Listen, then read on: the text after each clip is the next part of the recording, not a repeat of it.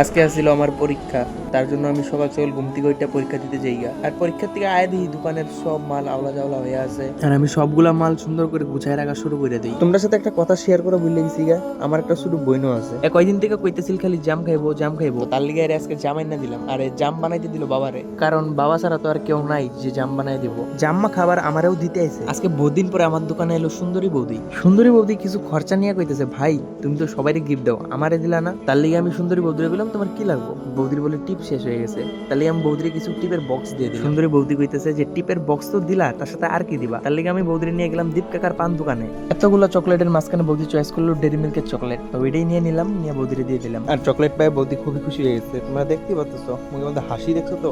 তার জন্যই বলি যে সবসময় যতই কষ্ট থাকুক নিজেকে হাসি মুখে রাখবা, দেখবা ভগবান তোমাকে সবসময় হাসি খুশি রাখবে। আজকের জন্য এতটুকুই। এরকম ভিডিও দেখতে গেলে আমাকে সাবস্ক্রাইব করে রাখো। দেখা হচ্ছে পরের ভিডিওতে।